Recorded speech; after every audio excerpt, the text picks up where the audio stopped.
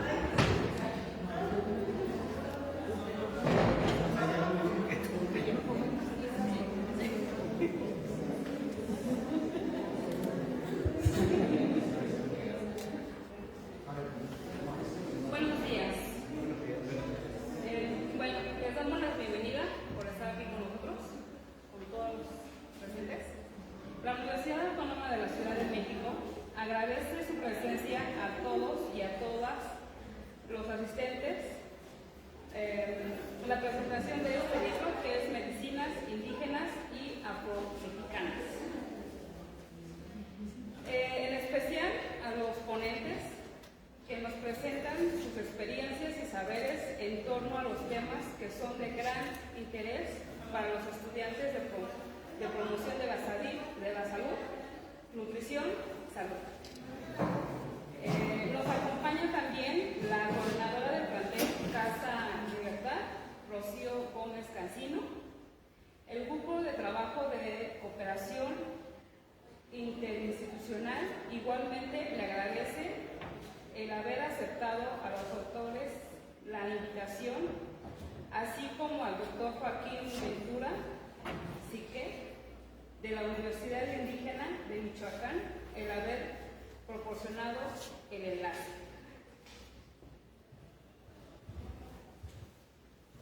Nos acompaña también la maestra Verónica Durán Carmona y la doctora María Villa Sandoval, quienes comentarán el libro después de que los autores hablen. Sin más preámbulo, le damos la palabra al doctor Roberto Campo Navarro. Sí, sí lo puedes usar.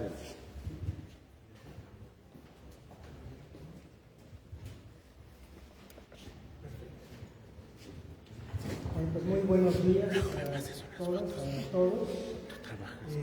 Para mí es un placer estar acá en este extremo de la ciudad, pasarse cercano a Ciudad Universitaria, allá en Coyoacán, hasta acá, pues es un largo recorrido, pero muy interesante, pero sobre todo también cargado de lo que podría llamar una cierta nostalgia. Nostalgia fundada en que mis estudios de medicina familiar, la especialidad de medicina familiar, fue realizada en el hospital número 25 del Seguro Social, es decir, perteneciente aquí a la alcaldía de Iztapalapa, que es el Zaragoza. ¿Sí? Lamentablemente el edificio se destruyó, se dañó con el sismo del 2017 y que ahora está reconstruido, ¿no? Eso por una parte. Muy importante esa estancia que estuve en ese hospital, porque al hacer la especialidad nos obliga, para obtener el título de medicina familiar, la UNAM nos pide hacer una tesis. Y la tesis la hicimos con la colaboración de 50 madres de familia que asistían a ese hospital, llevando a sus niños a consulta, y al preguntarles a esas 50 madres de familia cuáles eran sus conocimientos, para mí fue de una gran sorpresa que todas esas madres, todas tenían conocimientos de faringoamigdalitis, anginas, de diarreas, de gripas, de parasitosis, pero lo que a mí me causó asombro, era como descubrir el agua tibia, era que esas mamás conocían de otras enfermedades de las cuales no nos hablan en las escuelas y facultades de medicina, de enfermería, de obstetricia, etc. que ellas también tenían conocimiento sobre el empacho, sobre el mal de ojo, sobre el susto, sobre la caída de cordillera. Entonces, para mí eso fue una cuestión muy importante porque generalmente en nuestras facultades se hace a un lado, se menosprecia ese conocimiento, esos saberes, esas prácticas. Y para mí ha sido muy importante y un eje desde pues, prácticamente ya casi 45 años de que vengo estudiando de alguna manera y dando evidencia de la importancia que tienen estas enfermedades populares en toda la ciudad de México y por supuesto en el resto del país y en América Latina. ¿Sí? Entonces para mí el haber estado en ese hospital fue muy importante, el haber conocido a esas mamás. Además, por primera vez ahí conocí un temazcal de esta zona del oriente. Y más adelante haría una tesis de maestría junto con una curandera que no soy médico, una curandera que ahorita venía en el trolebús elevado y yo en Santa Cruz Mellehualco. Ella era de Santa Cruz Mellehualco y ella precisamente me enseñaría a hacer la curación de susto, a hacer las curaciones de pánico. Es decir, me tomó como su alumno y yo acepté hacerlo y pues precisamente de alguna manera, en todo caso, soy médico, pero también soy curandero. Entonces, en este sentido, para mí es esa nostalgia de estar aquí en esta alcaldía y me llena de asombro lo que fue este espacio, un espacio que es museo también de la memoria, de todo lo que hubo sufrimiento con movimientos sociales, políticos, desde los años 60, el 68 sobre todo, y pues todas las mujeres que pasaron por estos espacios pues, prácticamente de sufrimiento y que pues ahora se convierte en un lugar de enseñanza. Entonces en ese sentido me siento muy complacido de estar aquí y que iniciemos, creo que vamos a iniciar actividades de docencia, no solamente ahora, sino para futuros meses. Sí, esperemos que sea. Si gustan pasarse acá para que puedan ver, si no van a tener tortícolis. Y en realidad lo que les voy a presentar es un texto que acaba de salir este año que tiene que ver con las medicinas indígenas y afromexicanas de nuestro país, una aproximación diagnóstica, un trabajo colectivo en el cual somos coordinadores, un servidor, pero también la doctora Carolina Sánchez García y José Antonio Frascón Mendoza, que lamentablemente los dos no pudieron venir por actividades ya que tenían previstas antes. Esta historia, de alguna manera, este es el título, en realidad es un libro publicado por el programa universitario de estudios de la diversidad cultural y la interculturalidad, que de manera sintética le llamamos el PUIC UNAM. Programa muy importante porque apoya a estudiantes indígenas que tenemos en la UNAM y se les da beca. Y de alguna manera pues también apoya todas estas investigaciones que tienen que ver con medicina tradicional. Y este libro en realidad fue una iniciativa del Instituto Nacional de Pueblos Indígenas, como voy a señalar más adelante. En la siguiente tenemos a este hombre, Carlos Solanuque, un hombre que, exiliado de Argentina, vino a trabajar acá y sin ningún conocimiento, ningún conocimiento sobre plantas medicinales, empezar a conocer esa riqueza que tenemos los mexicanos con respecto a las plantas medicinales. Pero no solamente eso hizo con respecto a las plantas medicinales, sino a conocer y dar a conocer los dueños de esa información sobre las plantas medicinales. ¿Y quiénes son? Pues nuestros hierbateros, nuestros curanderos, nuestros parteros. ¿Sí? De tal manera que él pasa desde IMEPLAN, que era una institución que estaba separada, aislada. Cuando entra un nuevo gobierno, en este caso de López Portillo, desaparece ese instituto, pero es retomado por el Instituto Mexicano del Seguro Social. Y se crea la unidad de investigación en medicina tradicional y herbolaria. Estamos hablando de los 80s.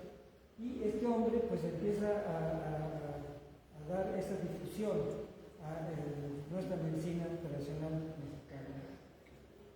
De tal manera que todavía cuando era el Instituto Mexicano para el Estudio de las Plantas Medicinales, el doctor Javier Rosolla, en la parte superior, y Carlos Solla, en la parte inferior, hacen un libro, un texto muy importante en 1983, que fue el de la medicina invisible, es decir, esa que no es vista, que no es conocida, y es una introducción al estudio de la medicina tradicional de México.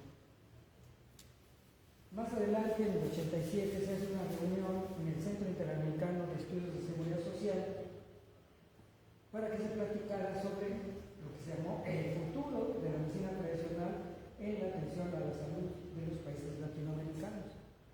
Interesante porque no solamente era México, sino el resto de América, y entonces acá tuvimos invitados, hubo invitados de Argentina, de Chile y de otros países, y también fruto de ese trabajo es el que se haría un libro que se llamó Medicina Tradicional y Enfermedad, en la cual se analizan las 5 principales enfermedades que los terapeutas de nuestro país son lo que tratan. Y aparece en primer lugar el mal de ojo, en segundo lugar el empacho, en tercer lugar el susto o espanto, en cuarto lugar la caída de mollera y finalmente la disentería.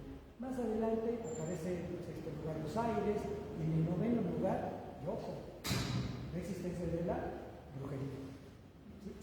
De tal manera que este libro, 1988, fue reeditado 2022 y se puede conseguir en el local, Artes de México, lo publicó. ¿Sí? La siguiente. Bueno, importante lo que se hizo en los años 80, porque a diferencia de lo que hacía la Secretaría de Salud, que era no tener ningún contacto, no tener ninguna vinculación con los médicos tradicionales de este país, el IMSS, Coplamac en ese momento, luego IMSS Solidaridad, IMSS Oportunidades, IMSS Prospera IMSS Bienestar, misma data, revolcada. Pero se inician en los años 80 estas primeras ocasiones en que se tenía diálogo de saberes entre ellos mismos, pero también con los médicos académicos. ¿Sí? Esto se da en los años 80, se inicia en Chiapas, todo un éxito y se generaliza a todo el país. Y de tal manera que en 1989, en diciembre, se realiza el primer Congreso Nacional de Médicos Indígenas. Interesantísimo porque había médicos tradicionales desde Chihuahua, Sonora, Sinaloa, el occidente, todo el centro de México hasta Yucatán. Entonces, ahí se reunieron en Huastepec, Morelos. Tuve el honor de estar presente en esa ocasión. Ahí tienen una fotografía al lado derecho de algunos de esos participantes. La siguiente. Y se crearía en 1991 una integración del llamado CONAMIT, el Consejo Nacional de Médicos Indígenas Tradicionales, esto en Tlaxiaco, Oaxaca. Ahí vemos a los compañeros médicos tradicionales de diversas partes del país. Carlos Solla en el centro, la siguiente. Interesante en esa presentación que se hizo en Tlaxiaco, este Consejo Nacional de Médicos Indígenas Tradicionales, que ahora existe.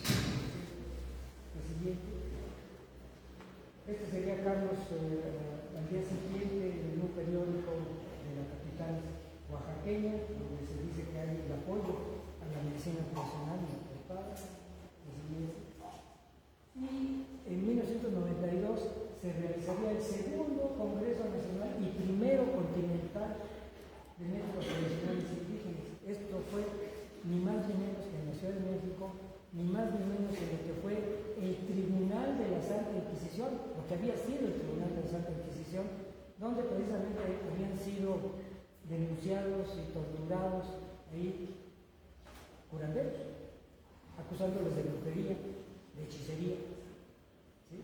De tener pactos con el diablo. Pues ahí precisamente se hizo esta reunión. Lo primero que hicieron los médicos tradicionales fue hacer una limpia de todo el espacio. Fue lo primerito que hicieron ellos, ramearon todo el espacio para dejarlo otra vez neutralizado. Y en la foto de la derecha pueden observar en primer término a un curandero colombiano de Cauca, luego una curandera Machi de Chile, y luego ya mexicanos, de Choles, de Chiapas y de Campeche. ¿Sí? Entonces, interesante, 1992. La siguiente, importante porque en la inauguración, aquí tiene a Carlos Sola, pero el que está al micrófono es un médico tradicional de Panamá, de origen cuna. Al lado de él, con lentes, el traje gris, Arturo Barman, un gran antropólogo mexicano, luego un curandero de Colombia, y luego el que fue un precandidato a la presidencia de la República, Manuel Camacho. Y después del indígena Huichol estaba otro precandidato, estamos hablando de 1992, Luis Donaldo Colosio. Así que ahí lo tienen. Ahí está encerrado en rojo, Luis Donaldo Colosio. Estamos en 1992. Para mí importante esta fotografía porque en ese momento el Instituto Nacional Indigenista era apoyado muy fuertemente por la Secretaría del Desarrollo Social, Cedesol, y Luis Donaldo Colosio iba a apoyar todo este proceso de la medicina tradicional. Cabe mencionar que en ese momento 3 instituciones estaban apoyando a los médicos tradicionales: el Instituto Nacional Indigenista, Arturo Barba, la Dirección General de Culturas Populares, y ahí estaba otro gran antropólogo mexicano, Guillermo Bonfil Batalla, del México Profundo, y finalmente en el Seguro Social estaba un director, García Sanz, que también estaba apoyando todo esto. Y pues el apoyo que iba a hacer Luis Donaldo Colosio iba a ser fuerte. ¿Pero qué sucedió en el 94? Pues que en Tijuana lo asesinaron. La siguiente. Y esto significó también ya el dejar de dar un apoyo directamente a la medicina tradicional. Algo que también hizo Carlos Sola en 1990 fue meter en este hospital, incorporar en este hospital, que era el único que había en todo el país, me refiero a Quetzalá en Puebla, y por primera vez incorpora médicos tradicionales dentro del hospital. Una cosa inédita que no sucedía en siglos, ¿sí? Recordemos de que en el siglo XVI se hizo el Real Hospital de San José de los Naturales y ahí permitían la entrada de médicos indígenas. Había temazcal, pues había temazcalero, había yerbateros, pero en siglo XX pues no había ya nada de esto, siglo XIX y siglo XX ya nada de esto, hasta que Carlos Sola, en el INI, hace esta incorporación de médicos tradicionales dentro del hospital. En la siguiente vemos ya el hospital entregado a la Secretaría de Salud de Puebla y con separación del módulo de medicina tradicional que está a la derecha con su jardincito de plantas medicinales. Y la única lugar en que se pudo copiar este hospital por orden presidencial fue en Nayarit, este hospital de Jesús María. También se hicieron centros de desarrollo de medicina indígena que lamentablemente ya no fueron apoyados y se encontraban ya en abandono, como se ve en la fotografía. Y algo que también hizo Carlos Sola junto con otro investigador, Arturo Argueta, fue la gran biblioteca de la medicina tradicional mexicana, que es de 1994. Y de hecho, todos son libros negros, con portada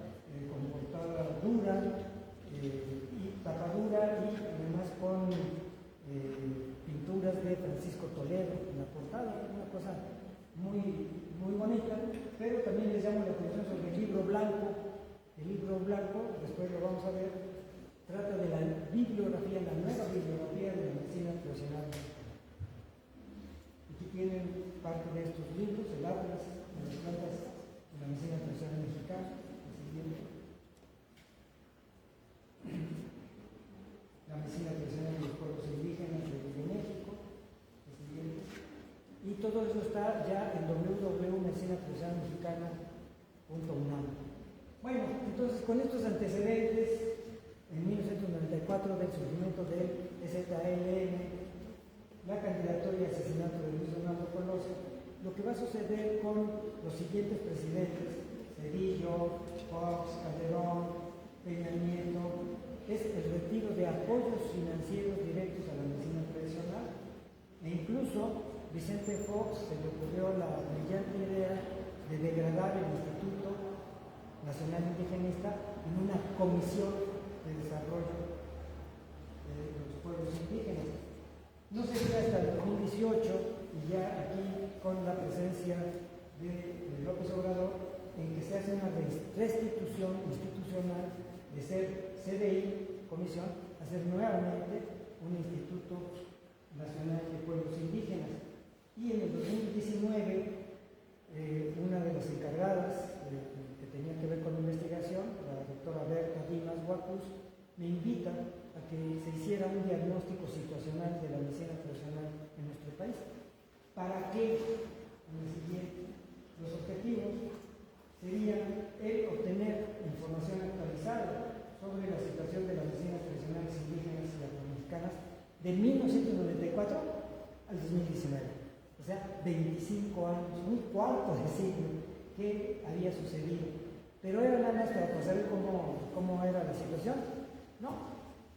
Aquí exactamente igual como los médicos llegamos a un diagnóstico, pero no nos contentamos con el diagnóstico, sino que hacemos un tratamiento. ¿Sí? En este caso también lo que se intentaba era crear las políticas y actividades de este Instituto Nacional de Pueblos Indígenas con respecto a las medicinas tradicionales. Lamentablemente lo que se atravesó 2020 fue la pandemia, y la pandemia pues deshizo y fragmentó muchas de estas actividades.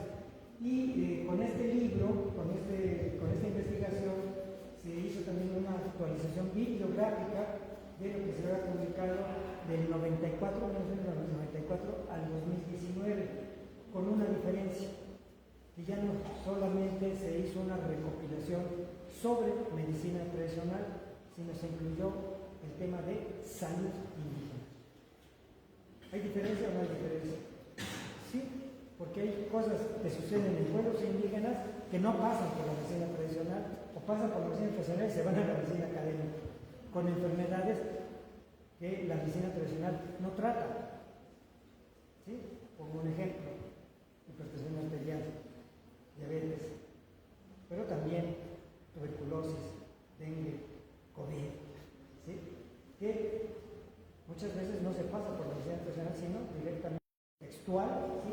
Pero hay una segunda parte que no aparece en el libro, sino que va a estar, y está ahorita en PDF, pero va a estar en plataforma interactiva, que es la bibliografía especializada de medicina tradicional más salud indígena y afroméxica. Entonces, en esta primera sección están todos estos autores, generalmente universitarios, todos ellos, ¿sí?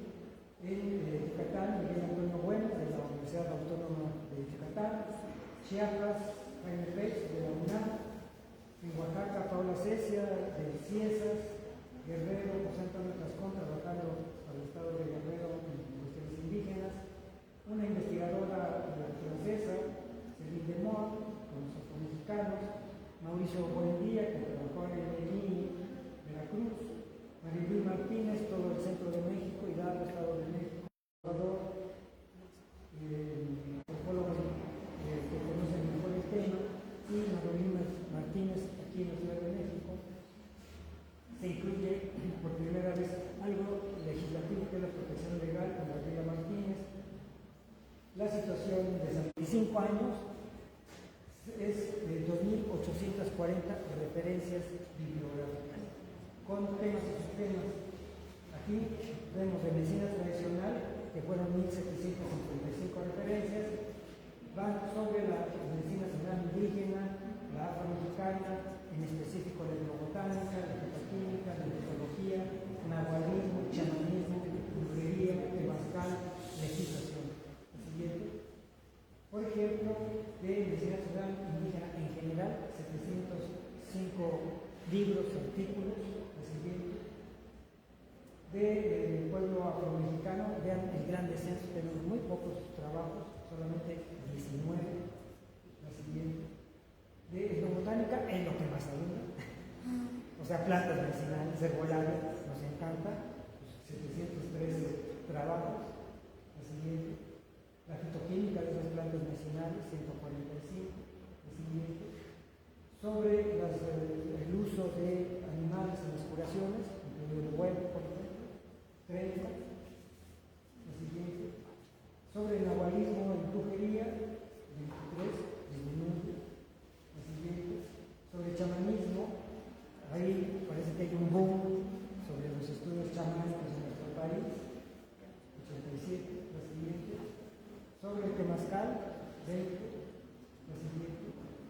Sobre legislación, son pocos, 13, incluido lo que fue mi tesis de doctorado, que está a la izquierda, sobre el proceso de legalización de las medicinas indígenas tradicionales en México y Bolivia. La siguiente. Y de salud indígena y afromexicana fueron 700 referencias bibliográficas, salud indígena en general, afromexicanos, crónicas degenerativas, reversibles, nutrición, migración, políticas públicas, salud sexual y reproductiva.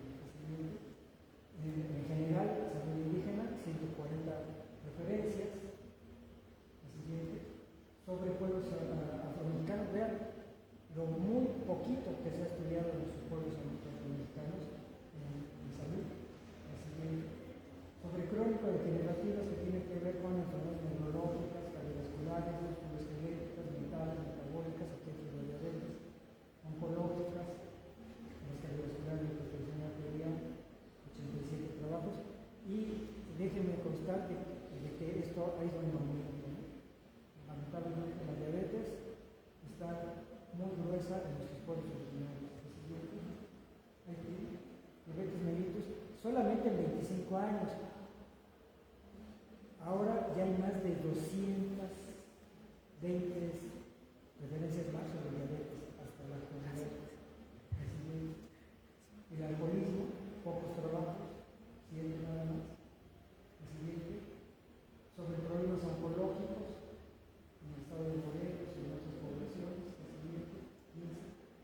Sobre enfermedades transmisibles como el VIH-Sida, enfermedades de Chagas, tuberculosis, etc. 28. Sobre aspectos de nutrición, que ya no solamente van con respecto a la alimentación, sino con el otro grave problema que tenemos, que es ahora la obesidad. Los aspectos que tienen que ver con la migración de nuestros pueblos que llegan no solamente al noroeste de México, Estados Unidos, sino también aquí en la Ciudad de México. Aquí tenemos migrantes indígenas, por supuesto. El siguiente. Sobre salud sexual y reproductiva, mucho más trabajo, 317, que tienen que ver con sexualidad, el embarazo puerperio, la partería, la violencia obstétrica en nuestras instituciones públicas, cuestiones de orden y mortalidad. Sobre salud sexual y reproductiva, 113 en general. Sexualidad, disminuye mucho la sexualidad de nuestros pueblos indígenas. Sobre embarazo puerperio, 17 trabajos. Sobre partería, poco más, casi los 80. La siguiente. Sobre violencia obstétrica, cada vez más, 47. La siguiente. Sobre orden y mortalidad, las cifras, las estadísticas, 46. La siguiente. Sobre las políticas públicas con respecto a la salud indígena, 52. Y de manera apartada pusimos la medicina doméstica o casera, que pues forma parte del sistema real de salud en este país: medicina académica, medicina doméstica, medicina tradicional y medicinas alternativas complementarias. Hay dos trabajos, el siguiente. La intercultural en salud creciendo, 155.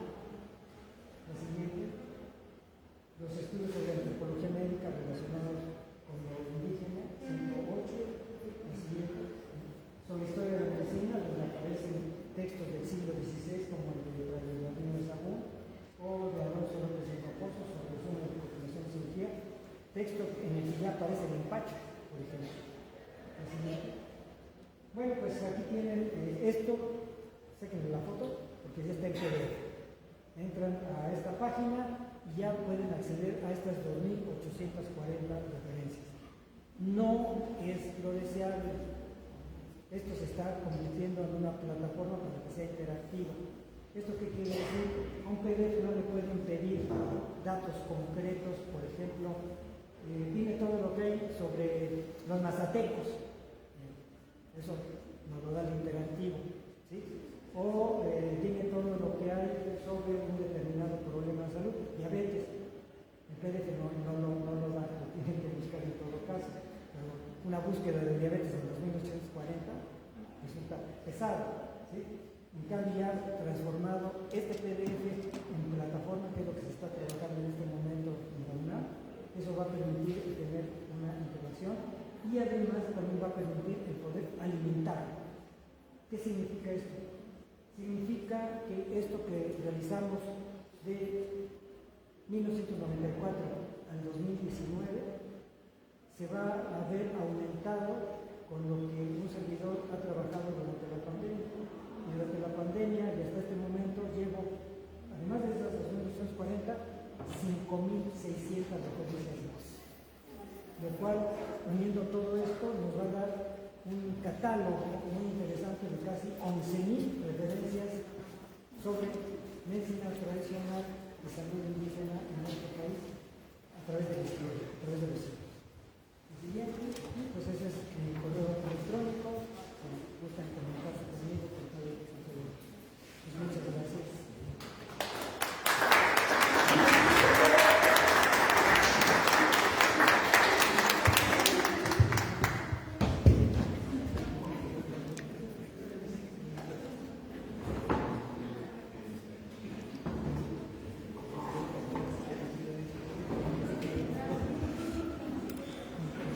A continuación, le damos la palabra a la maestra Verónica Durán Carmona y a la doctora María Olivia Sandoval.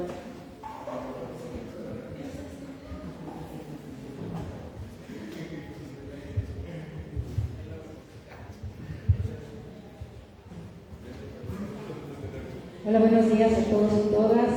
Qué bueno que nos acompañan. Ante todo, pues bienvenido a nuestro placer, Roberto. Es un placer tenerlo aquí. Siempre es muy grato pues que vengan aquí con nosotros a platicarnos los expertos y que tenemos aquí chicas, estudiantes de nutrición, de promoción y que es un placer que lo conozcan y que aprendamos de ustedes.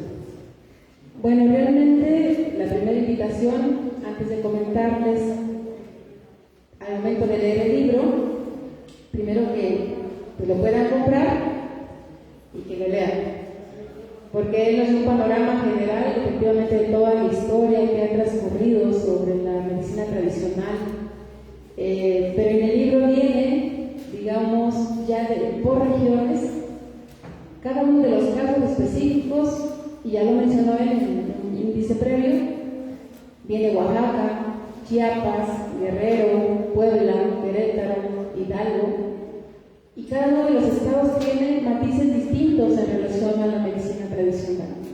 Cada uno tiene su propia clasificación de los tipos de curanderos, hierberos, inclusive chamanes, ¿por qué no?, que se menciona mucho en el libro, pero ellos mismos, a partir de su lenguaje, de su lengua originaria, de su cosmovisión que tienen con respecto a la salud, la enfermedad y la prevención, ellos dan una clasificación de lo que consideran que se debe cuidar o curar del ser humano. Para no ampliarme mucho, nada más déjenme decirle, en las primeras páginas del libro, precisamente viene un escrito por los coordinadores, donde narran esa trayectoria y cómo está nuestro país en relación a los estudios que se hacen con respecto a la medicina tradicional.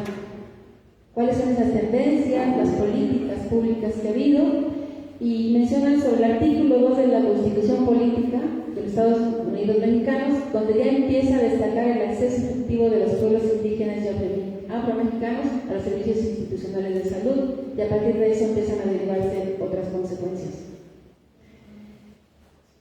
También habla muy interesante cuando él dice qué tipo de estudios, qué tipo de enfermedades son las que se curan principalmente por este tipo de curanderos, hierberos, las parteras, que tienen un papel fundamental o muy importante y tienen esa relación con nuestros centros de salud.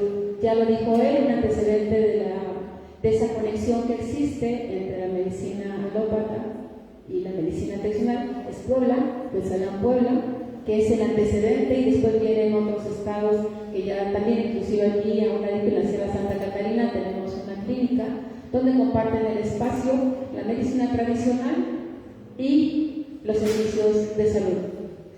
Y ellos aclaran constantemente en el libro que esa relación que debiera existir, esa conexión entre la medicina tradicional y esos conocimientos ancestrales con los que ahora tenemos, pues se debe precisamente que a veces no son tan, realmente se habla mucho, pero no es tanta esa conexión y son discriminatorios todavía, ¿no?, hacia nuestras parteras y herberos de sus conocimientos.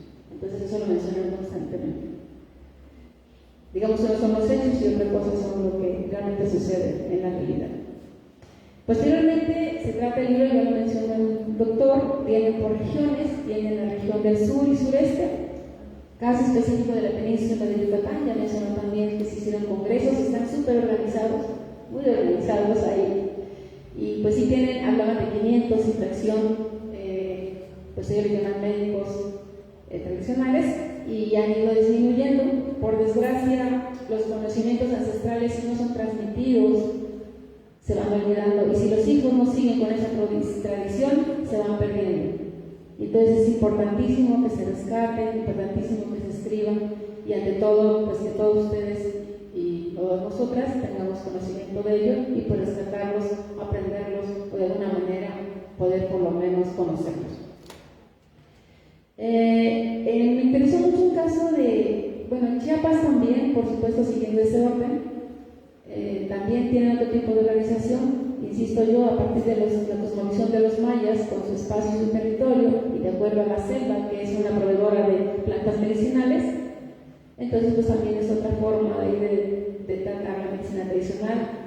Ya lo comentó el doctor también, qué tipos de enfermedades son las que más se curan, como son el empacho, el mal de ojo, las parteras igual, insisto, tienen un papel fundamental en estas comunidades donde los servicios médicos no alcanzan a llegar.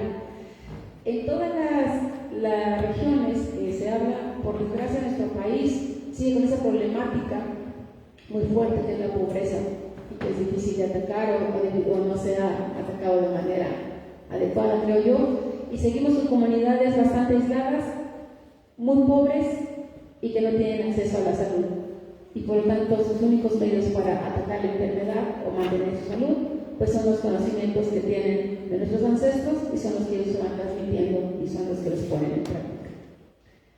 En Oaxaca es un caso muy especial, estuvo muy interesante ese capítulo, que ya cuando lean el libro, no les voy a contar mucho para que lo lean, porque es muy interesante porque Oaxaca, hablando culturalmente, tiene 520 municipios, de los cuales hay más de 10.000 comunidades o localidades, y cada localidad tiene matices interesantes con respecto a la medicina tradicional y culturalmente en otros sentidos. Entonces, es muy interesante cómo lo manejan los autores, cómo lo tratan, y entonces pues se los dejo ahí para que lo lean, pero está muy bonito, y aparte cada comunidad tiene su propia forma de ver al ser humano, su cosmografía es diferente. Cómo tratan el alma, y dicen, ok, el cuerpo, pues es el receptor del alma, pero hay que cuidar el cuerpo y el alma, porque el alma es la que enferma a veces. Hay seres que ellos, bueno, ya hablamos aquí de unas partes de brujería, donde ellos dicen que se enferman al cuerpo y entonces a partir del alma hay esa curación. Está muy interesante todo lo que se plantea en ese artículo, es muy bonito. Luego viene, por ejemplo, en Guerrero, también Guerrero, a pesar de que es una, bueno, habla de la Costa Chica, también de la medicina que se trabaja ahí, también otra forma de ver, insisto, cada lugar tiene su forma de ver al ser humano y la enfermedad, la prevención y la salud, pero son comunidades aisladas muchas veces y pues tienen mucha pobreza. Y por supuesto, lo estamos hablando de que ellos manejan mucho la parte de las comunidades indígenas, donde casi 1 de 3 son indígenas y los demás pues son urbanos, ¿no? Casi se manejan todos desde ese aspecto de las comunidades indígenas. Ya mencionó él que hay un problema hay un problema muy fuerte que tenemos aquí, presencia de las comunidades afro-mexicanas. Tiene toda una historia el esclavismo en México, desde las zonas azucareras, en la península, donde estas comunidades traen sus propios conocimientos, sus propias formas de curarse, su propia forma de interpretar su cuerpo, su propia forma de sanarse. Y entonces también hay pocos estudios, como ya lo mencionó el doctor, y entonces no hay muchos antecedentes sobre cómo ellos tratan, pero también muy interesante porque igual ellos manejan la parte mística, la parte cultural, la mezclan con esa forma de sanarse. Y a ver, yo quisiera pedirles una pregunta, después se la hago porque me quedó esa duda. Pero la forma en que dicen del cuerpo, ellos hablan mucho de la sombra. Dicen que las enfermedades llegan a partir de que alguien le hace algo mal a tu sombra y entonces tiene que sanar la sombra, tiene que sanar ese ser que afectaron. Y entonces es muy interesante y yo quiero que luego me explique algo, pero ese capítulo, bueno, todos tienen que leerlos, pero ese capítulo sobre la medicina afromexicana está pues interesante, y el problema es que no tenemos mucha información y cada vez esos conocimientos, debido a esa mezcla de culturas y a esa discriminación que han sufrido estos grupos, se están perdiendo los conocimientos y cada vez cambian ellos también por la forma de pues, llevar a cabo su forma de sanarse y demás, y se ha modificado por supuesto al ver en otros grupos.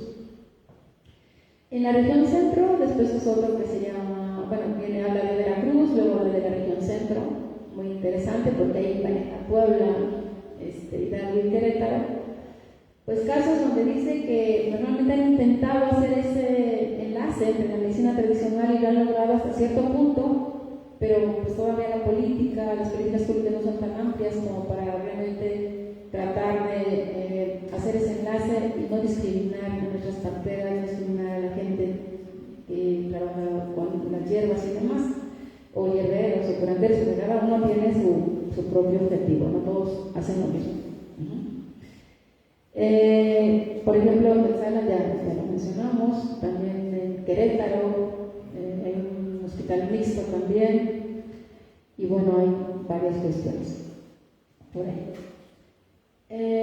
Pudiera abarcar más, pero me gustaría dejarlos como que vean ustedes el libro, pero sí decirles que en el caso de los servicios de salud, normalmente, como sabemos nosotros que son insuficientes y pocas veces llegan a comunidades indígenas, entonces yo creo que una forma en que se ha logrado el equilibrio para ellos, pues es a través de esos conocimientos y la práctica y la sanación de enfermedades específicas, pues para poder salir adelante, porque realmente los servicios, para empezar nosotros mismos aquí, no todos tenemos acceso a la salud, digamos por un ISSSTE o un IMSS, y entonces toda esa carencia que ustedes tienen o tenemos, allá ni siquiera se ve nada. Entonces yo creo que la medicina tradicional, que por desgracia mucha gente cree que tiene que ver mucho con las plantas medicinales, y a veces se confunde. La medicina tradicional es más que eso, solamente la parte de los hierberos es una parte de la medicina tradicional, forma parte de la medicina, pero no lo es todo. Hay más que eso, es toda una cosmovisión de ver al ser humano, de cómo nos curamos, cómo nos vemos, cómo nos tratamos, inclusive la relación social que hay formas de hacer la medicina tradicional colectiva, individual, ya vieron algunos ejemplos aquí, y pues bueno, muchas formas también debemos reconocer nosotros esos conocimientos, respetarlos. Y algo aquí que es muy importante, que mencionan dentro del texto, es que dicen que la medicina tradicional constituye una parte sustancial del patrimonio cultural. Es muy importante eso. ¿Cuál es nuestro patrimonio cultural? Bueno, yo creo que desde nuestro origen como mexicanos, nuestras formas de ser, en cuanto a que les diré, pues los y costumbres es parte también, pero la medicina, el conocimiento de las plantas, el conocimiento del ser humano desde el origen de cada uno, la cosmovisión de cada uno forma parte de ese patrimonio cultural, y entonces la medicina debe de ser parte o debe constituir el patrimonio cultural de todo el país, no solamente de los indígenas, sino de todos nosotros. Y además estamos como un recurso fundamental para la salud de la población indígena y de la población en general. Muchos de ustedes, yo creo que ya saben, muchas de sus mamás o se pueden acudir o no a una limpia, a alguien que lo sobe, a algún huesero, ¿no? Y todo eso viene desde nuestros ancestros, son conocimientos que se han transmitido y que aquí están. A los pueblos aledaños de Texcoco también pasa mucho eso, hay pueblos que tienen toda esa tradición. Y también que logremos, ojalá las políticas públicas lograran esa integración entre el sistema de salud actual y cada vez aceptar más que tenemos otros conocimientos que pueden ayudarnos a mantener ese equilibrio en la salud y atacar la enfermedad, o la prevención, realmente no atacar. Y aquí tenemos promotores que no llegaban a la enfermedad a partir de estos conocimientos que hay. Y pues bueno, yo le doy la palabra a la maestra Olga, a la doctora.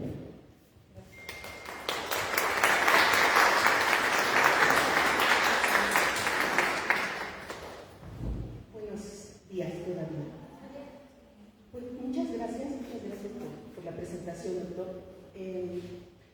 Al inicio nos platicó la estructura del libro, nos mencionaba que está organizado por regiones primero, después por temas específicos. La maestra Vero ya comentó las regiones, y yo les quiero platicar un poquito sobre los temas específicos, que son solamente 6, digámoslo así, pero 2 tienen que ver con el mismo tema, que es el de parteras. Y sí les quiero platicar un poquito, pero una síntesis muy chiquita, porque los quiero enganchar a que lean también.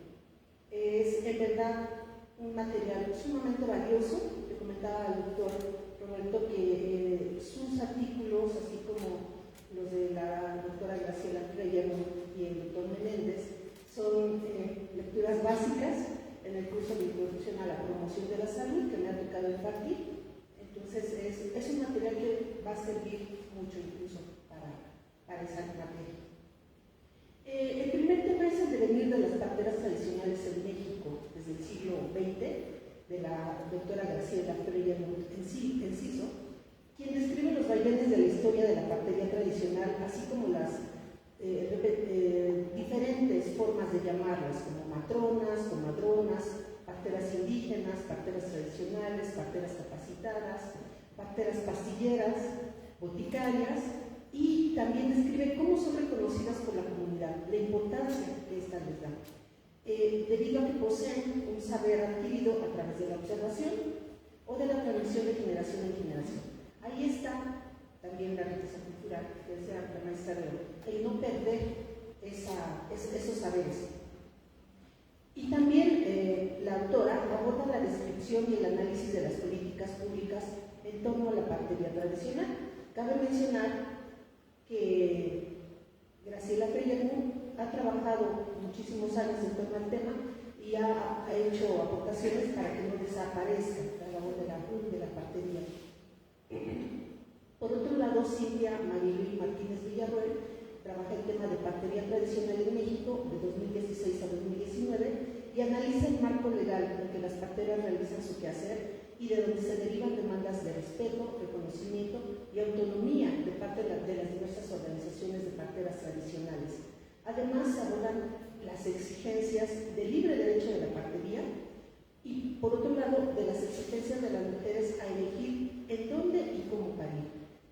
No estamos obligadas o no están obligadas a parir en hospitales, pues tienen la libertad de hacerlo donde quieran, a fin de erradicar la violencia obstétrica que se ejerce en diversos hospitales. Se incluye también el papel de las parteras en el cuidado infantil y el crecimiento de las asociaciones de parteras, quienes luchan por el reconocimiento de su labor.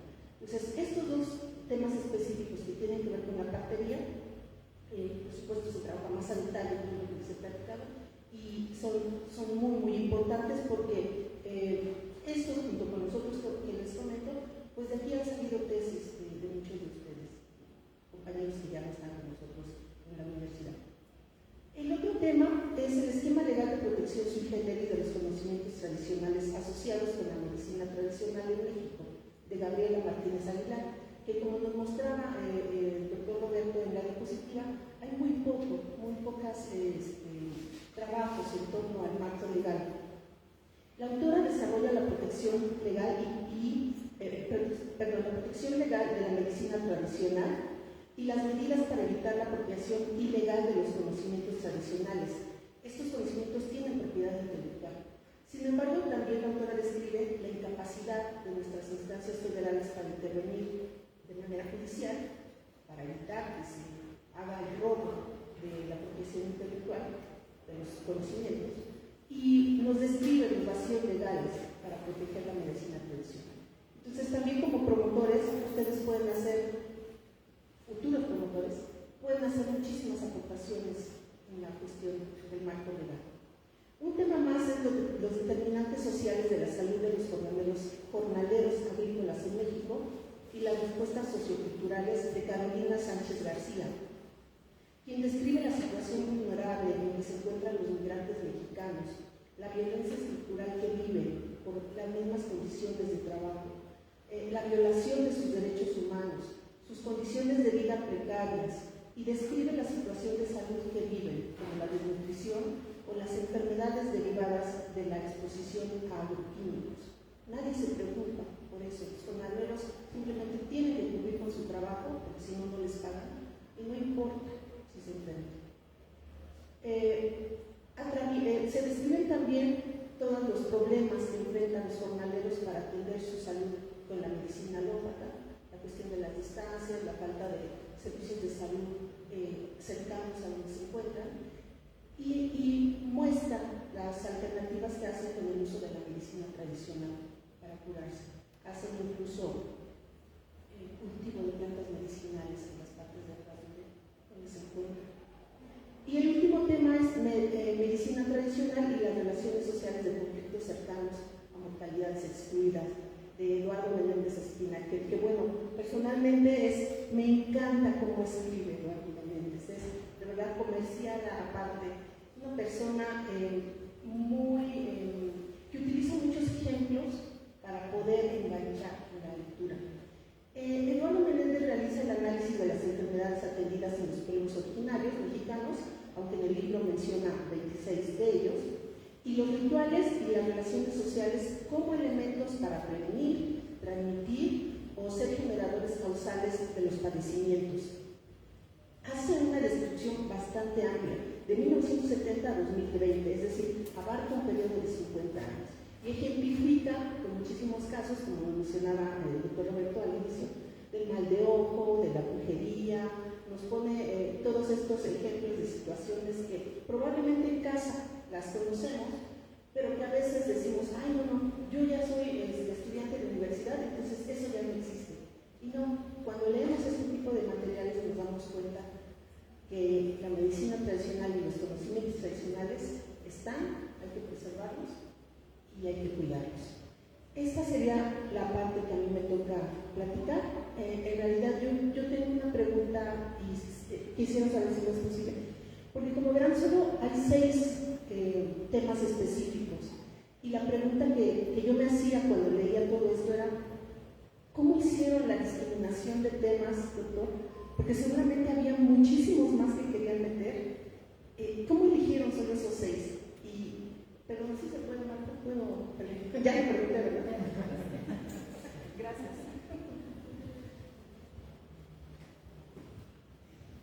Bueno, tratar de coordinar un libro a veces no es fácil.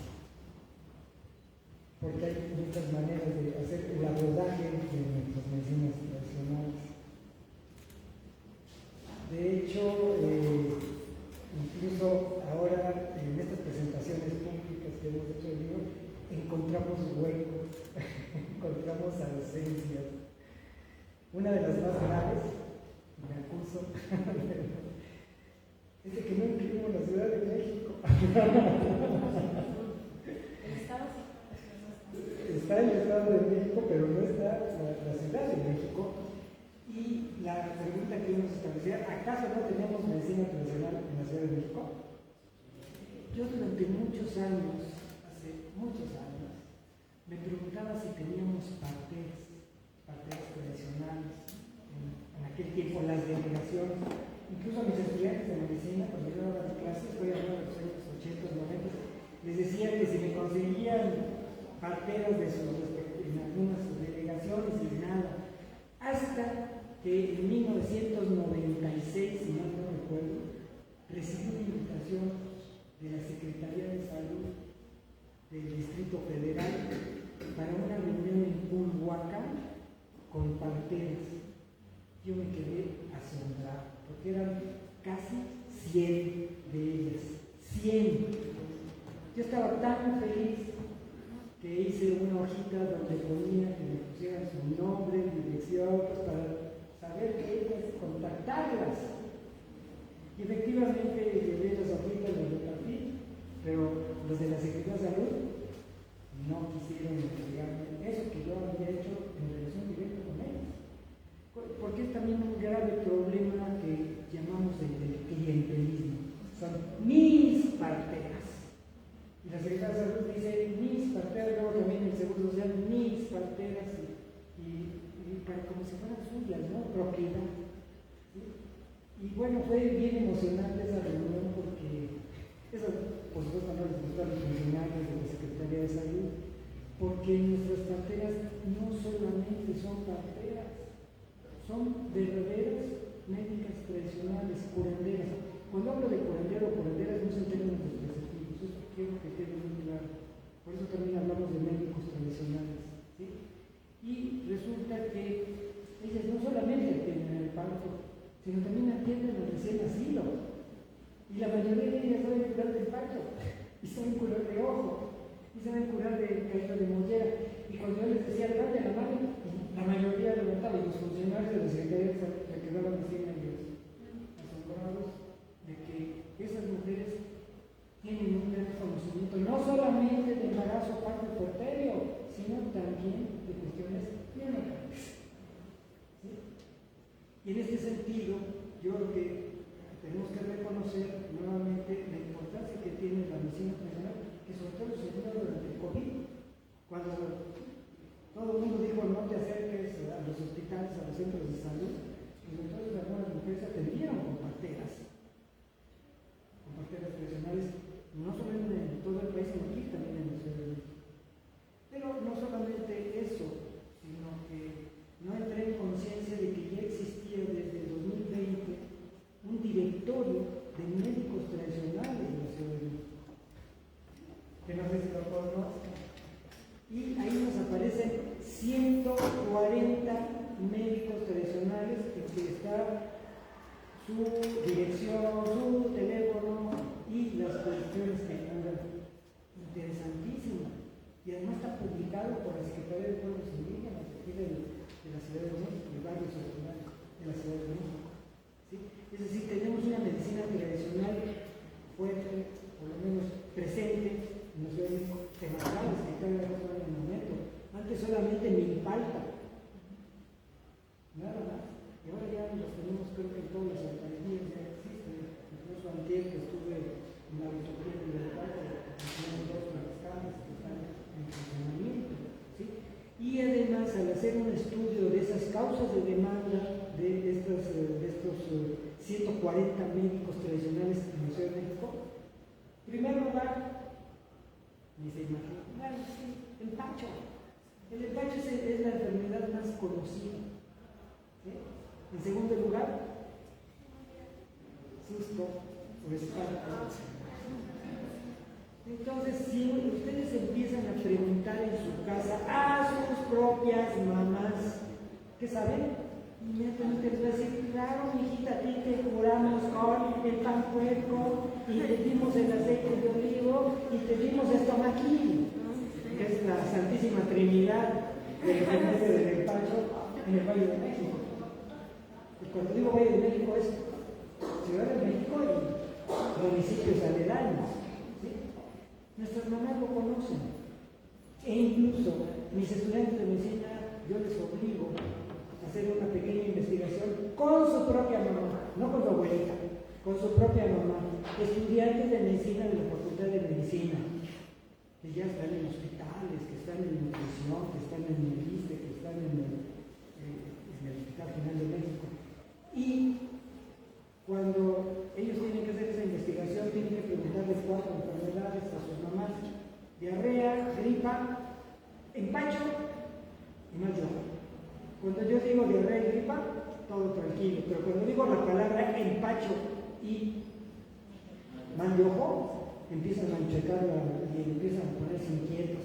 Y lo que ellos están pensando es, ¿qué va a saber mi mamá sobre el empacho? Somos estudiantes de medicina, la UNAM, ¿sí? Ciudad de México, clase media. Resultado. Esos resultados los tienen que presentar en la penúltima clase en el Palacio de la Medicina, en el Paraninfo, el lugar más importante de la antigua Escuela de Medicina, que les invito a que la conozcan, ¿sí? Porque es parte de nuestro patrimonio, de todos nosotros, incluidos ustedes. Y ahí en el Paraninfo tienen que presentar los resultados de la investigación. ¿Frente a quién? Frente a sus propias mamás. Les tienen que devolver la información a las propias mamás, ¿sí? Y también están los papás, ¿sí? Entonces es muy interesante porque ellos, al mostrar los resultados, y esto no ha fallado en términos estadísticos cuantitativos, que las mamás 100% conocen de diarrea, 100% conocen de gripe, 60% mal de ojo y 90% empacho. Entonces, fíjense cómo hay estas congruencias de estos 140 médicos generales de aquí de la Ciudad de México con lo que saben cualquier mamá. Y entonces sí, me acuso de que el libro no viene Ciudad de México. Lo vamos a incluir, tenemos que incluirlo, ¿sí? Y tenemos que incluir otra parte, que es donde no tenemos investigadores sociales, antropólogos en especial, que es en el noreste de nuestro país. Estoy hablando de Coahuila, de Nuevo León y Tamaulipas, ¿sí? Monterrey, Ciudad Victoria, Castillo. Pues sí hay medicina, por supuesto que sí hay, pero no tenemos investigadores. Acá nos fue fácil más o menos tener los compañeros expertos, la mayoría son expertísimos en sus estados y en sus regiones, ¿sí? Entonces en ese sentido creo que son las dos partes que nos faltaron. Y claro, también de las secciones temáticas, como tú dices, pues sí, hubiéramos querido hacer más, pero el librito pues son más de 500 cuartillas, son más de 500 páginas. Y esto nada más es la primera sección, porque si hemos impreso las 2.840 referencias, hacemos un tomo de este grueso. Pero aquí ya sabemos que todos ustedes, ya la mayoría de los investigadores, ya casi no manejamos los textos impresos, sino muchas veces nos vamos a lo virtual, a lo digital. Entonces, por eso yo sí espero con ansia el que ya esté en la plataforma con las 2.840, pero a las cuales les vamos a añadir las 2049 de Carlos Sola, de Arturo Argueta, de antes, esas no están digitalizadas, meterlas, además ponerles categorías, porque eso tampoco lo tiene, más las 5.600 que ya hay actualmente para lograr esas conseguir referencias que van a servir para todos los que estén metidos en cuestiones no solamente de promoción de la salud, sino también creo que hablan por aquí de nutrición, ¿sí? La cuestión, la carrera de nutrición también es muy importante. porque además en la carrera de nutrición no les enseñan, en la mayoría de las veces, cuestiones antropológicas del cuerpo en América Latina, en México de América Latina, y se desconoce que en todos nuestros pueblos latinoamericanos mantenemos un equilibrio entre lo frío y lo caliente. El día de hoy que salimos de casa, pues salimos bien arropaditos, o algunos salió desnudos. Vamos arropaditos, ¿para qué? Para guarecernos del frío, pero también cuando hemos pasado por las temporadas de calor, pues nos quitamos chamarras, suéteres y demás para mantenernos en equilibrio. Nuestro cuerpo es un equilibrio de lo frío y lo caliente, pero esas mismas características se las damos a nuestros alimentos y también se las damos a las enfermedades y a los medicamentos. A ver, pongo un ejemplo femenino. Cuando hay cólicos por menstruación, ¿qué les han recomendado sus mamacitas? Té de manzanilla. Una bolsa caliente, ¿no? ¿No les han recomendado té de orégano? Sí, sí. O té de ruda, manzanilla, orégano, tiene calidad caliente, independientemente de que esté el tecito caliente o frío. Les pongo ejemplo de algo que es caliente, el chile. El chile, tomen un poblano o un jalapeño, es frío o caliente. Pues ustedes, pues, la temperatura que tengan, ¿no? Pues sí, en términos naturales, pues lo que tengan. Pero el efecto que causa en el cuerpo nos calienta. ¿Sí? Entonces, por eso la gente, sobre todo extranjeros, se ponen rojos, porque se calienta el cuerpo. ¿Queda claro? El hielo es frío o caliente. Es caliente porque quema. ¿O no? Nos decimos, ya hubo una helada y quemó el pasto. Quemó. ¿Ya? Calentó, ¿se entiende? Estamos con lo frío y lo caliente. Y no dejo de recordar, alguna vez fui funcionario de IMSS Solidaridad en Quesel-Chacán, Campeche. Llego y la nutrióloga del hospital dice, miren estas tontas, con una grosería, porque era veracruzano, estas tontas mayas que me dejan lo nutritivo que les estoy ofreciendo en la bebida que les estoy ofreciendo. Y cuando yo veo la bebida transparente, color rosa, rosa, ¿qué creen? Agua de sandía. La sandía es fría o caliente. Fría. Prohibida absolutamente durante el embarazo, prohibida durante el puerperio, o sea, después del parto, no se debe de tomar agua de sandía. Y esta nutrióloga ofendiéndola, diciendo unas tontas, cuando en realidad la ignorante era ella, que no sabía de ese estudio de los fríos. Entonces son estas cuestiones importantes que, bueno, nos hubiera gustado aumentar las cuestiones de síndrome, de experiencia cultural, de frío caliente, etc. Pero pues, bueno, hay que seguir aumentando en todo caso de otra manera. El siguiente nivel.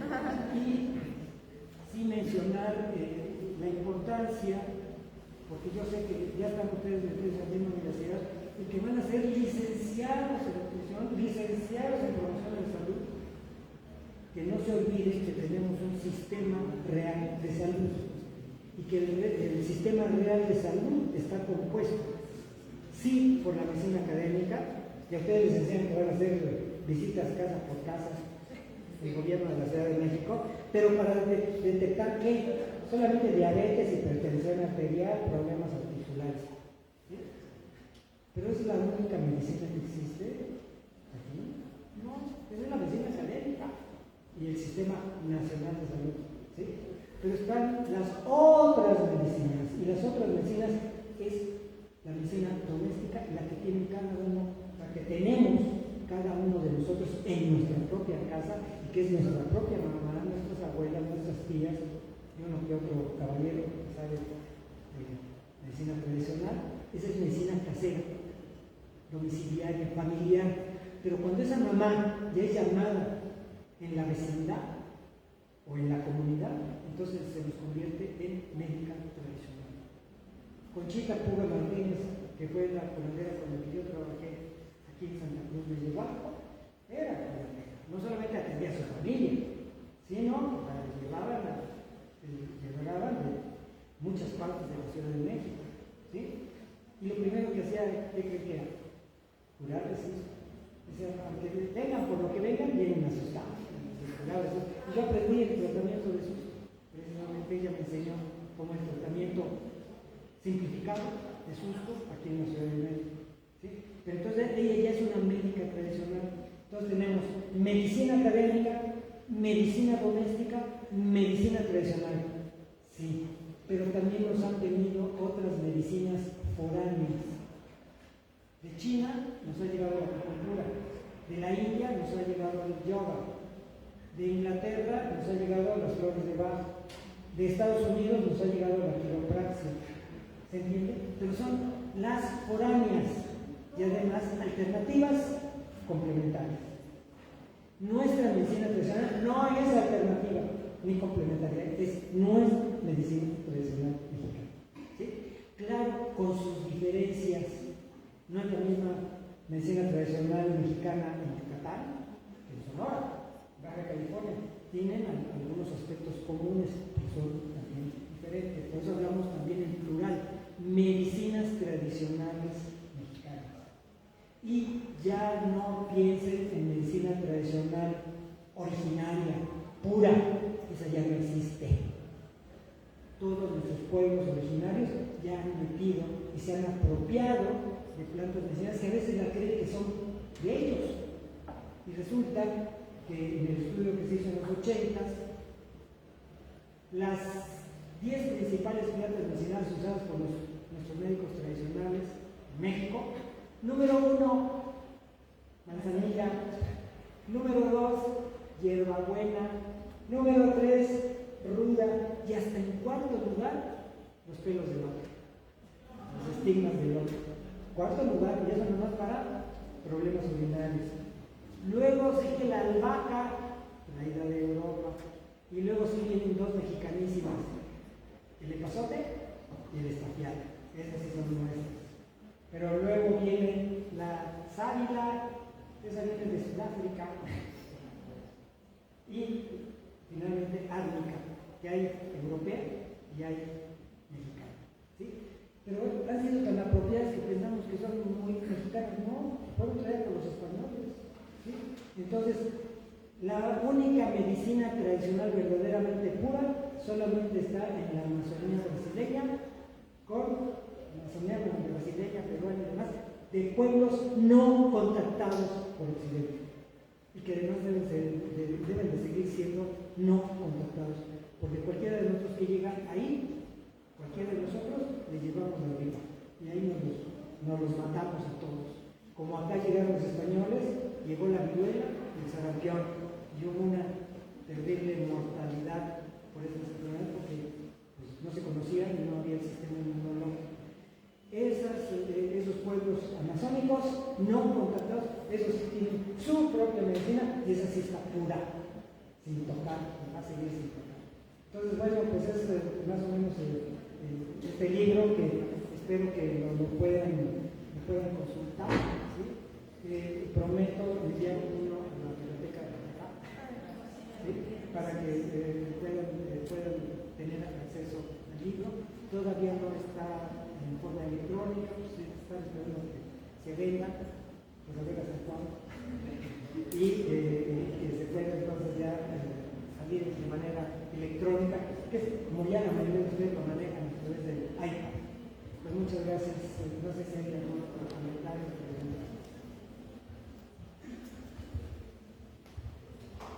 Bueno, en aras de establecer un diálogo de saberes, hacemos una ronda de preguntas, por si alguien...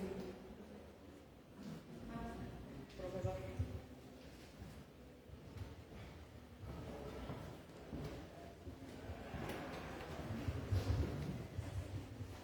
Muchas gracias a todos los asistentes también. Muchas gracias. Pues, doctor, es verdaderamente inquietante empezar a redescubrir, sobre todo los estudiantes, todos estos orígenes, desde cuando inician a tratar de explorar y vincular estas medicinas con nuestras realidades. Creo que las instituciones de educación superior nos hemos quedado cortas, y no solamente en el sentido de que estamos desarticuladas en estos temas, porque aquí en Guanajuato estamos totalmente desarticuladas. Ahorita me voy enterando que ella maneja también temas de ese tipo, ¿no? Así de ese tamaño, ¿no? Y sumamos el conflicto entre nuestros médicos en promoción de la salud, de formación, que cuando traemos este tipo de actividades a los planteles nos dicen, o les dicen a sus estudiantes, que ¿por qué asisten a estas payasadas? Así, esas son las palabras, ¿no?, de nuestros médicos, ¿no? Y tenemos que estar luchando. Yo dejé en lo particular de traer este tipo de actividades precisamente porque maltrataban a nuestras compañeras que venían de medicina tradicional, principalmente en el plantel San Lorenzo, que son un centro histórico. Aquí eran muy bien entendidas, también en Cotepec, pero en esos planteles, la verdad, me dejaron y les dejaron un mal sabor de boca, y sobre todo porque venían a prestar sus servicios de manera gratuita a los estudiantes, ¿no? Pero bueno, empezamos a intentar el año pasado con la Universidad Intercultural del Estado de México. Trajimos una feria de salud, por cierto, con muy buena aceptación, pero por cuestiones de política de aquella institución y falta de presupuesto, pues ya no pudimos hacer la semana, ¿no? Pero también aprovechando un parteaguas, ya que lo tenemos aquí, platicando con el doctor Joaquín de la Universidad Intercultural, que están ahí tratando de echar a andar su licenciatura en salud intercultural, y nosotros desde aquí, la promoción de la salud, con estas vistas de que hay compañeros que les interesan estos temas, y ahora sumando con ustedes, es posible, pues empezar un trabajo ya institucionalizado como para impulsar este tipo de iniciativas en vistas de recuperar estos saberes y, sobre todo, que de nuestras instituciones ser una punta de lanza para que en verdad se hagan políticas públicas, para que en verdad se hagan los cambios a las leyes que son muy necesarios para darle el realce que se merecen los usuarios.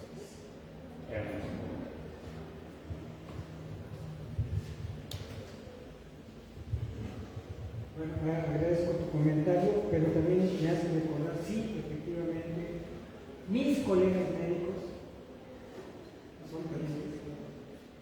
Incluso hace unos días estuve en la provincia de Yucatán y estaba con el compañero médico encargado de IMSS Bienestar. Y como ahorita está de moda, yo creo que eso se los ha metido también acá, no sé si de salud, la medicina basada en evidencia. Y la evidencia es lo que debe de venir en una revista médica, es lo que debe de venir con un contenido estadístico, donde lo cualitativo no importa. ¿Sí? De tal manera que cuando yo le preguntaba al compañero, ¿qué más evidencia quieres con respecto a la manzanilla? Vamos a tener que volver a hacer estudios científicos sobre la manzanilla. ¿Para qué utilizamos la manzanilla, muchachos? A ver, recuérdenme para qué utilizamos la manzanilla. Ya me dijeron que para cólicos menstruales. ¿Para qué otra cosa? Para el estómago, dolor de estómago. Inflamación. Infecciones, limpieza en los ojos.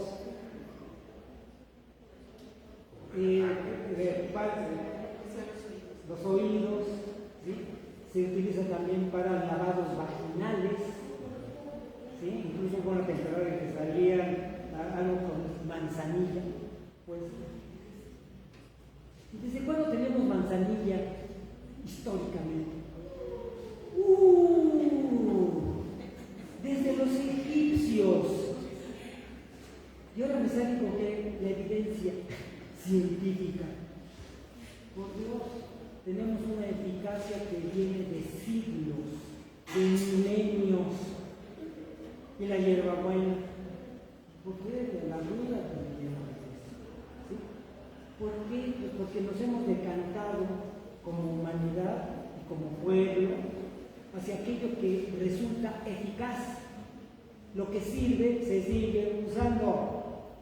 Lo que no sirve, lo abandonamos. Se desecha. ¿Se entiende? Y me sale ahora con la cuestión de la medicina basada en la evidencia. ¿Sí?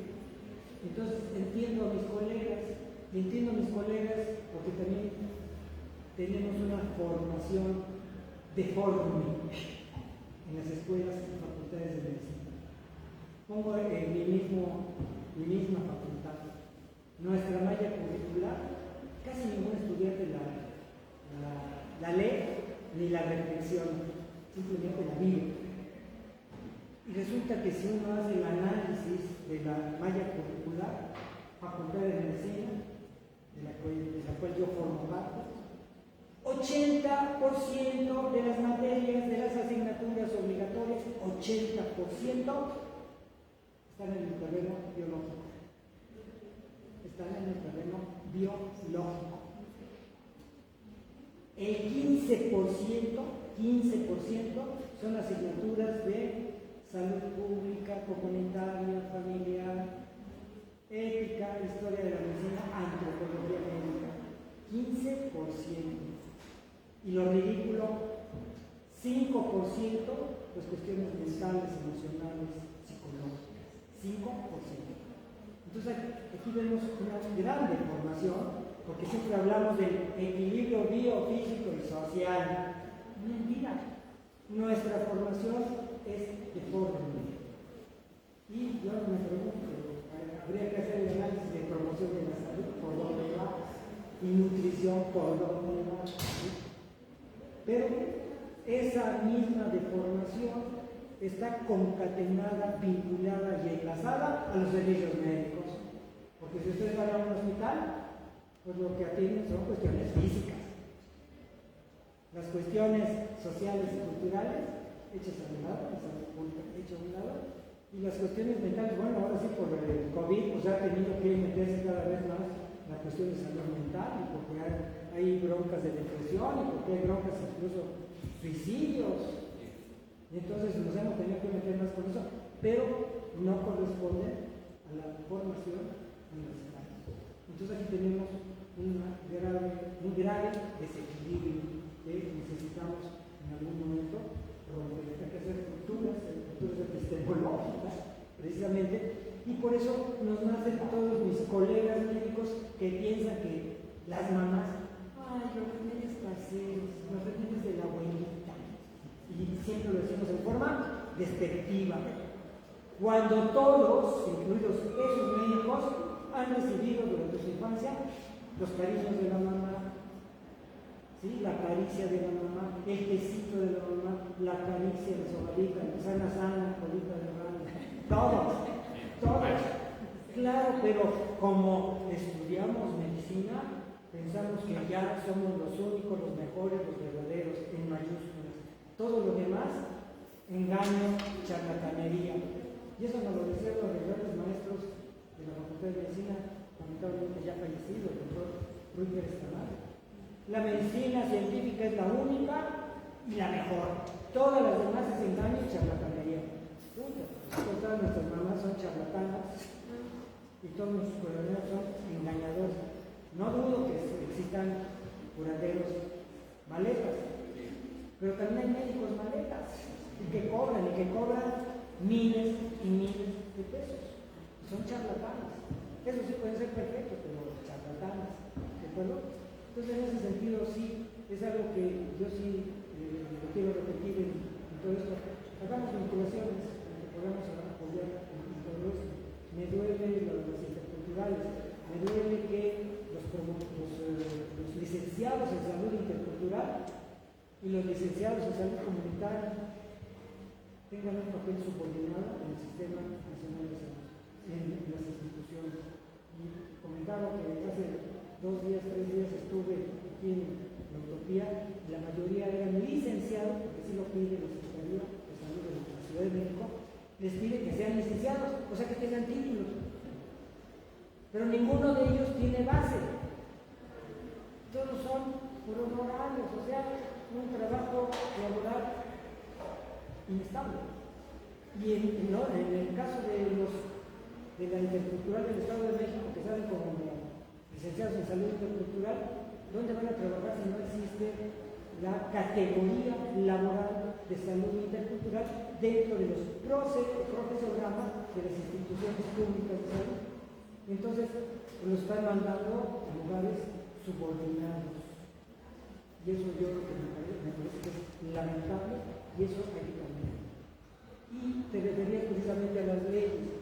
Ya el 29 de septiembre del año pasado, fue el último día de López Obrador, se estableció en el artículo 2 constitucional que se debe de promover, desarrollar, fortalecer la medicina tradicional y la partería, reconociendo a sus agentes, o sea, parteras, curanderos, curadores, y que además todas estas instituciones, incluido esta, deben de tener una perspectiva intercultural, porque la interculturalidad está en nuestra propia casa, y claro, es mucho mayor con aquellos pueblos originarios, con aquellos pueblos afromexicanos, ¿sí?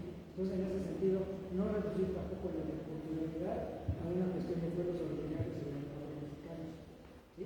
Sino extenderlo también a la medicina doméstica, ¿sí? Entonces, en ese sentido, no solamente está la Constitución, la Ley General de Salud, artículos 6 y 93, establecen que también se debe de incorporar la medicina tradicional en los servicios públicos de salud. Así es que las leyes están, ¿qué es lo que nos falta? Cumplirlas. Cumplir con lo que ya existe en la Constitución y que ya está en la ley, que nos faltan los reglamentos y que estas instituciones, la UACN, la UAM, la UNAM y las universidades autónomas, etcétera, verdaderamente hagamos una inclusión, una incorporación de estos aspectos que ya están jurídicamente sostenidos. ¿Sí? Bueno, y por otro lado, pues sí, el compromiso de que podemos seguir viniendo para hablar de estos temas, quizá de la medicina social mexicana, pero no solamente como apoyo electrónico, sino también como tal. ¿Sí? Les puedo enseñar la categoría del susto, el despacho, los tratamientos rituales del despacho, que se hacen en Argentina y Cuba, que funcionan, son eficaces, como ahí habría que hacer otros estudios. Pero bueno, en todo caso, mi compromiso para seguir con ustedes aquí en la base.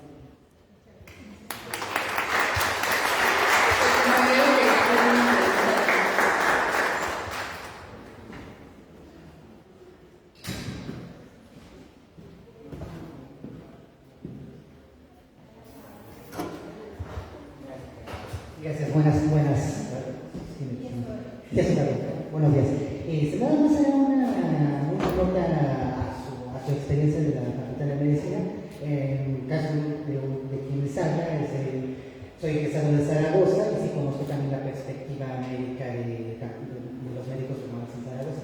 No es nada más en medicina y biotecnia, porque en Zaragoza digamos que tiene en cierta forma, nada más que la formación pues está un poco más, podría decir, sí tiene cierta formación un poco de medicina tradicional en el primer año, pero hasta lo dejan hasta ahí. Entonces, y también en mi caso soy egresado de biología de Zaragoza, también hay un poco de perspectiva etnobiológica de cómo hice el servicio social en ecofarmacología en el Instituto Nacional de Psiquiatría, y quería preguntarme primero, Héctor, ¿en qué posición quedan entre las plantas?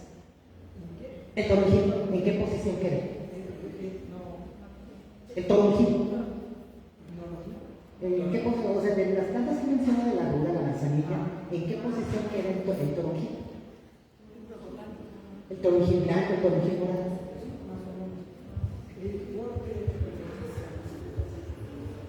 Sí, efectivamente nuestra malla curricular no refiere tanto en la de Zaragoza, e incluso cuando se puso, y tenemos actualmente en la Facultad de Medicina, antropología médica e interculturalidad como materia obligatoria, desde el 2010. O sea, tenemos 15 años metidos con la materia obligatoria, ¿sí? Y se pretendía ponerla en el primer año. El doctor Enrique Grau, que luego se convirtió en el rector, ¿sí? Él fue del cambio curricular, nos dijo, pues metemos antropología médica, la intercultural la ponemos en el primer año. Y lo primero que le dijimos, no, doctor. ¿Por qué? Porque en el primer año el estudiante de medicina está con la anatomía, la fisiología, la genética, la inmunología, la embriología. Y entonces la antropología le entra por aquí y le sale del otro lado. ¿Sí?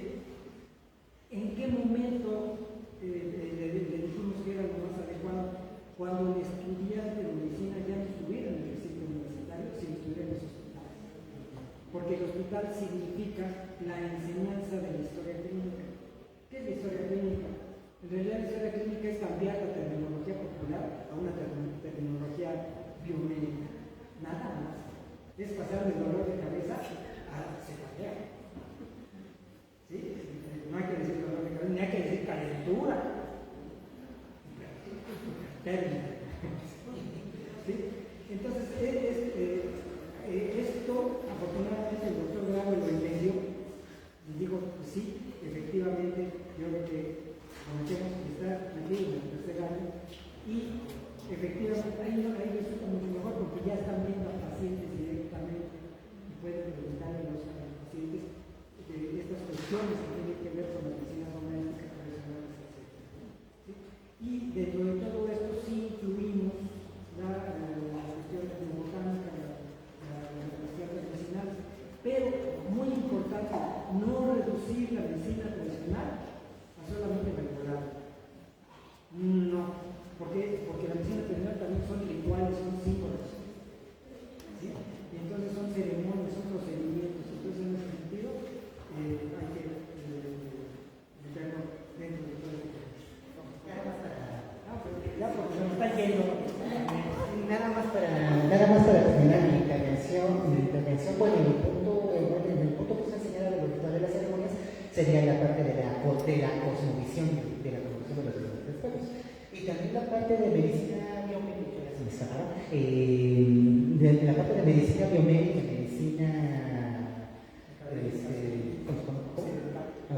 medicina occidental, medicina integral, tiene nombre y apellido, es el conflicto Herrera-Ochoterena. Ochoterena era partidario de la medicina biomédica y Alfonso Luis Herrera era partidario de la medicina más integral. Entonces, con eso. Por supuesto. Sí, yo creo que algo importante que siempre estudiando aquí en el médico que tenemos es la cuestión de las medicinas integrativas, ¿sí? En las cuales pues, son en lugares donde se da servicio no solamente biomédico, sino también de alternativas complementarias. Entonces, a esto también se le llama integrativo. ¿Sí? Pues bueno, pues muchas gracias. Yo no sé si está haciendo otra.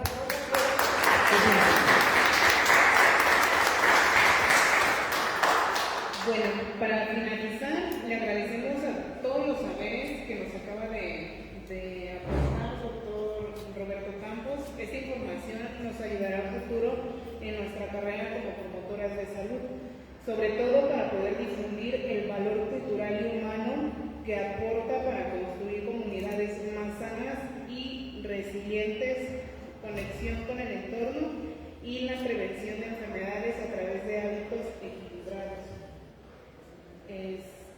La Universidad Autónoma de la Ciudad de México y el Grupo de Trabajo de Cooperación Interinstitucional le agradece su asistencia, sin antes esperar que esta actividad sea el inicio de trabajos en torno a salud intercultural, promoción a la salud y nutrición de salud.